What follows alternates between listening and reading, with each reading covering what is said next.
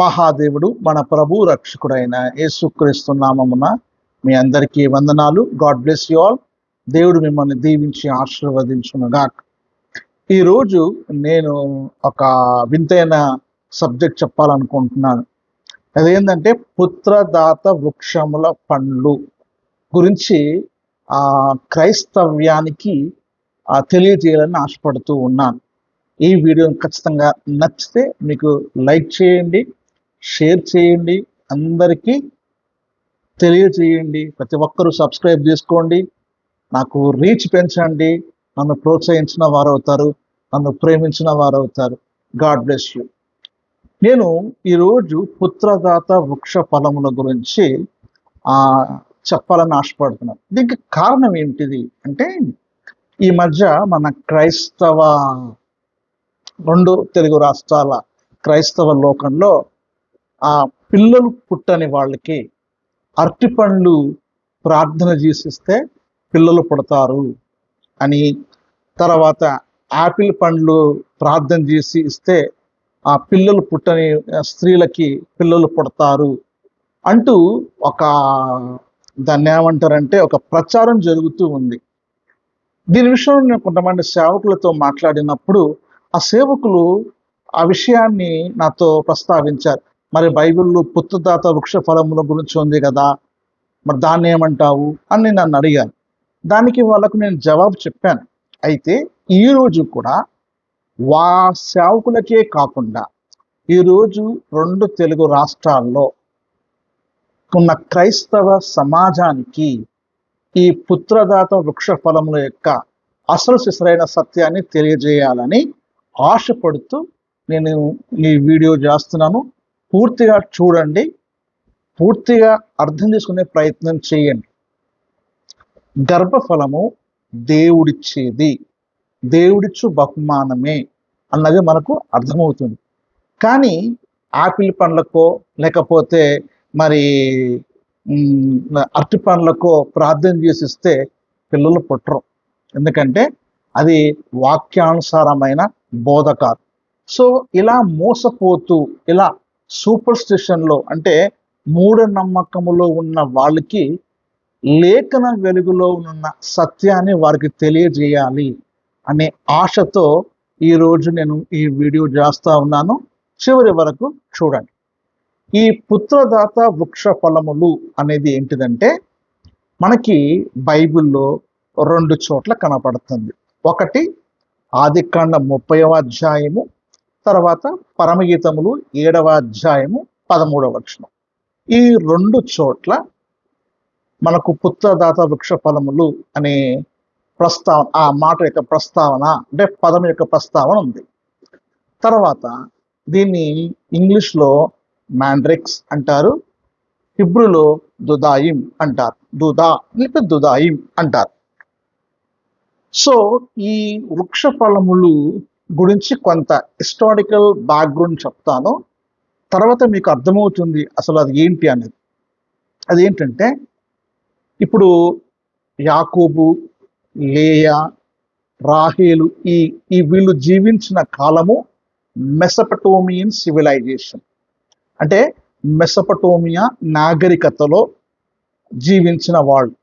అయితే యాకోబు ఇస్సాకు కుమారుడు, ఇస్సాకు అబ్రహాము కుమారుడు కాబట్టి వీరికి దేవుడు యెహోవా అన్న సంగతి తెలుసు.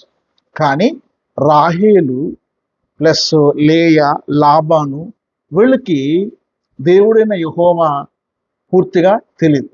కాబట్టి వాళ్ళ ఆచారం ప్రకారము ఈ పుత్రదాత వృక్ష ఫలములు గర్భాన్ని, సంతానోత్పత్తిని, సెక్స్ సామర్థ్యాన్ని ఇస్తాయని నమ్మేవాడు. మీకు ఒక ఎగ్జాంపుల్ చెప్తా. మన దేశంలో కూడా పిల్లలు పుట్టకపోతే కొన్ని దేవాలయాలకు వెళ్ళినప్పుడు ఒక వేప చెట్టుకి వాళ్ళు మొక్కుతారు, మాకు పిల్లలు కావాలని. సో అది మన భారత సాంప్రదాయంలో కూడా ఉంది. సో అది వాస్తవం. అది మీరు వేప చెట్టుకు కూడా కొంతమంది దాన్ని పూజ చేస్తూ, దాన్ని మొక్కుతూ మాకు సంతానోత్పత్తి ఇవ్వమని అడిగేవాళ్ళు మనము చూసాము. నేను ఆల్రెడీ చాలాసార్లు చూశాను ఆ విషయం. ఇంకా వటవృక్షము అంటే మర్రి చెట్టును కూడా ఆరాధించిన వాళ్ళు, పూజించిన వాళ్ళు ఉన్నారు. సో నేను అది తప్ప ఒప్ప అన్న దాని గురించి నేను మాట్లాడతలేదు. కానీ వృక్షాలను ఆరాధించినట్టుగా చరిత్రలో పలు నాగరికతలలో ఆ విషయం రాయబడి, అలానే మెసపటోమియన్ నాగరికతలో కూడా ఈ పుత్రదాత వృక్ష ఫలములు అనేది సంతానము అనుగ్రహిస్తుంది అని వాళ్ళు నమ్మేవాళ్ళు. కాబట్టి బైబిల్లో ప్రస్తావించబడింది. కానీ మనము 30వ అధ్యాయము, ఆదికాండం 30వ అధ్యాయము 14 నుండి 24 వచనాలు మనం చదివితే మోషే గారు పుత్రదాత వృక్ష ఫలముల ద్వారా పిల్లలు పుట్టినట్టుగా రాయలేదు. దేవుడే గర్భాన్ని తెరిచినట్టుగా వ్రాశాడు. అయితే నేను మీకు ఈ విషయాన్ని తెలియజేయనివ్వండి. వాళ్ళ మూఢనమ్మకం, అది వాళ్ళొక నమ్మకం. కానీ వాక్య ప్రకారం అయితే అది మనకు మూఢనమ్మకం. గర్భం తెరిచేది దేవుడు మాత్రమే. రండి మనం దేవుని వాక్యములో ఆ విషయాన్ని తెలుసుకుందాం. పరమగీతంలో 7:13లో కూడా ఉంది. అది మనకు అప్రస్తుతం. కానీ ఈ పుత్రదాత వృక్ష ఫలముల గురించి కొన్ని విషయాలు నేను మీకు తెలియజేస్తాను. వచనం వెంబడి వచనము చూద్దాం. ఆదికాండము 30వ అధ్యాయము 14 నుండి 24 వచనాలు చూస్తే, 30వ అధ్యాయంలో దానికి ముందు యాకోబు లేయాను పెళ్లి చేసుకుంటాడు. కానీ లేయాను ద్వేషిస్తాడు. కానీ దేవుడు ద్వేషించడం చూసి 4 కుమారులు అనుగ్రహిస్తాడు. కానీ రాహేల్కు మాత్రం పిల్లలను అనుగ్రహించాడు దేవుడు. అయితే 14వ వచనంలో అప్పటికి లేయాకు 4 కుమారులు ఉంటారు. ఇప్పుడు మనము ఆదికాండం 30వ అధ్యాయము 14వ వచనం మనం చదివితే మనకు అర్థమవుతుంది. గోధుమల కోత కాలంలో రూబేను వెళ్ళి పొలములో పుత్రదాత వృక్ష పండ్లను చూచి తన తల్లి అయిన లేయాకు తెచ్చి ఇచ్చాడు. అప్పుడు రాహేలు, నీ కుమారుని పుత్రదాత వృక్ష పండ్లలో కొన్ని నాకు దయచేయమని లేయాతో అనగా, ఆమె అంటుంది, ఆ పుత్రదాత వృక్ష ఫలములు నాకు ఇవ్వమని. యాక్చువల్గా లేయకు పిల్లలు పుట్టేశారు, అక్కడ పెద్ద దాని గురించి లేదు. కానీ ఆ కుమారుడు ఎందుకు ఇచ్చాడు అన్నది మనకు ప్రస్తావన బైబిల్లో రాయబడి లేదు. ఎందుకంటే పుత్రదాత వృక్ష ఫలం ఆల్రెడీ 4 కుమారులు పుట్టేశారు లేయకి. కానీ ఏదో పండ్లు కదా, మమ్మీ పండ్లు తెచ్చానని చెప్పి ఇచ్చుంటాడు రూబేన్. కానీ రాహేలుకి ఆ పండ్లు తింటే అది గర్భాన్ని ప్రసాదించే పండ్లు అని వాళ్ళ ఆచారం ప్రకారం నమ్మింది. కాబట్టి అది అడుక్కుంది లేయా దగ్గర. చూడండి 15వ వచనం మనము చూస్తే, 14వ వచనంలో రాహేలు, నీ కుమారుని పుత్రదాత వృక్ష పండ్లలో కొన్ని నాకు దయచేయమని లేయాతో అనగా, 15వ వచనం, ఆమె, నా భర్తను తీసుకొంటివే, అది చాలదా? ఇప్పుడు నా కుమారుని పుత్రదాత వృక్ష పండ్లను తీసుకుందువా అని చెప్పింది. అందుకు రాహేలు, కాబట్టి నీ కుమారుని పుత్రదాత వృక్ష పండ్ల నిమిత్తము అతడు ఈ రాత్రి నీతో శయనించునని చెప్పాను. నువ్వు నాకు ఆ పండ్లు ఇవ్వు, యాకోబు ఈరోజు వచ్చి నీతో శయనిస్తాడు అని రాహేలు అంటది. అన్నప్పుడు 16వ వచనంలో, సాయంకాలమందు యాకోబు పొలము నుండి వచ్చినప్పుడు లేయా అతని ఎదుర్కొనబోయి, నీవు నా యొద్దకు రావలెను, నా కుమారుని పుత్రదాత వృక్ష పండ్లతో నిన్ను కొంటినని చెప్పే. అంటే పుత్రదాత వృక్ష పండ్లను ఇచ్చి కొన్నాడని చెప్తున్నారు. చూడండి ఎంత దౌర్భాగ్యం. అందుకనే కొన్నిసార్లు అసూయ చాలా భయంకరంగా కనపడుతుంది. అయితే మనము ఇక్కడ కొంచెం ఎక్స్ప్లెయిన్ చేయడానికి ప్రయత్నం చేస్తాం. చూడండి, కాబట్టి అతడు ఆ రాత్రి ఆమెతో శయనించెను. ఇది 16వ వచనం స్పష్టంగా కనపడుతుంది. ఇప్పుడు మనం 17వ వచనం చూద్దాం. దేవుడు లేయా మనవి వినెను. చాలా గమనించండి. దేవుడు లేయా మనవి వినెను గనుక ఆమె గర్భవతి అయి యాకోబునకు 5వ కుమారుణ్ణి కని. పుత్రదాత వృక్ష ఫలములేమో రాహేలుకిచ్చి తన భర్తతో తను పడుకొని దేవునికి ప్రార్థన చేసిందట. చూడండి, దేవుడు లేయా మనవి వినెను గనుక ఆమె గర్భవతి అయి యాకోబునకు 5వ కుమారుని కని. ఇక్కడ పుత్రదాత వృక్ష ఫలముల వల్ల లేయాకేం సంబంధం లేదు. మళ్ళా ముందుకెళ్దాం, మనకు ఇంకా అర్థమవుతుంది. 18వ వచనం, లేయా నేను నా పెనిమిటికి నా దాసినిచ్చినందున దేవుడు నాకు ప్రతిఫలము చేసిన అనుకొని అతనికి ఇశ్శాకారు అని పేరు పెట్టి. 19వ వచనం, లేయ మరలా గర్భవతి అయి యాకోబునకు 6వ కుమారుణ్ణి కనెను.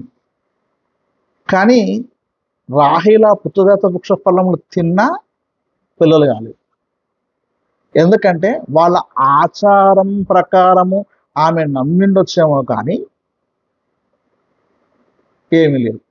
అయినా అక్కడ లేయ 18వ వచనంలో ఇశ్శాకారును కన్నది, 19వ వచనంలో మళ్ళా 6వ కుమారుని కని లేయ 10వ వచనం, లేయ మరల గర్భవతి యాకోబునకు 6వ కుమారుని కనెను. అప్పుడు లేయా దేవుడు మంచి బహుమతి నాకు దయచేసాను, నా పెనిమిటికి 6 కుమారులు కని ఉన్నాను కనుక అతడిక్కనో నాతో కాపురము చేయును అనుకొని అతనికి జబులూను అని పేరు పెట్టాడు. జబులూను కూడా కన్నది. అయినా రాహేలుకి ఇంకా పిల్లలు పుట్టలేదు. పుత్రదాత వృక్ష ఫలం తిన్నా కూడా పుట్టలేదు. నెక్స్ట్ 21లో ఆ తరువాత ఆమె కుమార్తెను కని ఆమెకు దీనా అను పేరు పెట్టాడు. ఒక విషయం గమనించండి, చాలా జాగ్రత్తగా వినండి. ఇక్కడ రాహేలు పండ్లను తీసుకొని తిన్నది, ఈమె గర్భవతి కావాలి.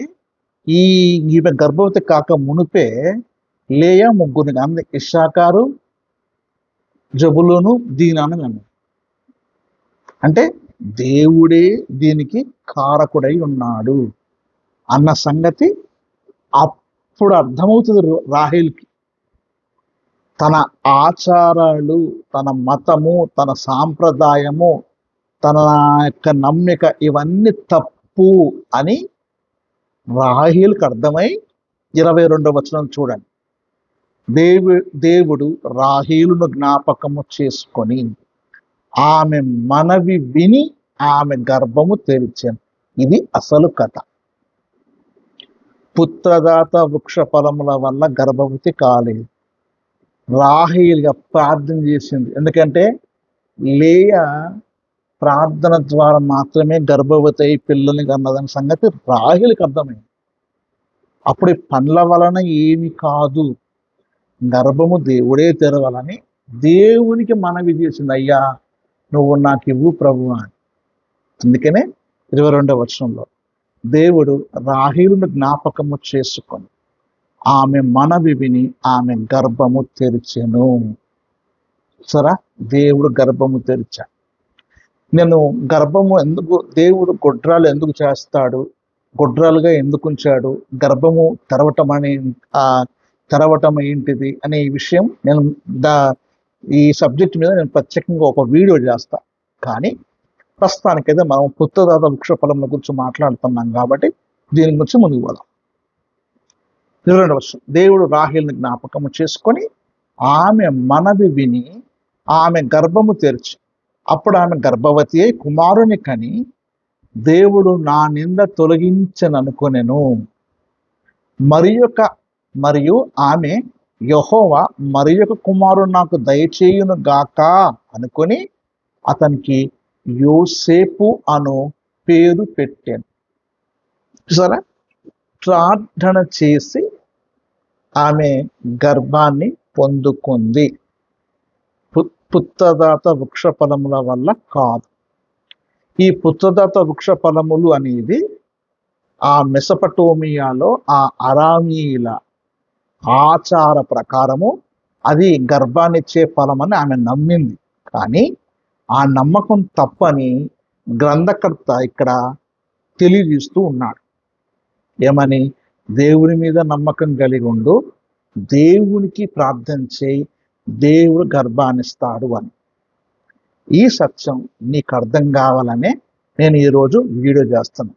మీరు యాపిల్స్ తినండి, తప్పేమీ లేదు.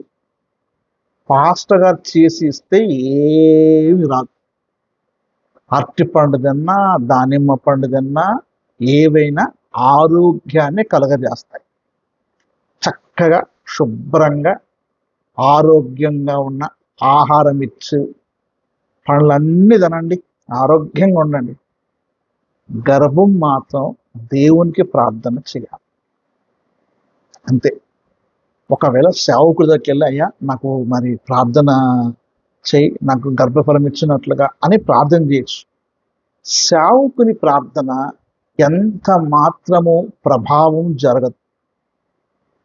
అది కొంత లిమిట్ ఉంటుంది. కానీ ఈరోజు దేవుని సేవకులు దేవుని స్థానాన్ని తీసుకుంటున్నారు. వీళ్ళు దేవదూషణ చేస్తున్నారు, దేవుని దూషిస్తున్నారు. కాబట్టి సేవకులు నిర్నిమిత్తము కలిగిన వారు.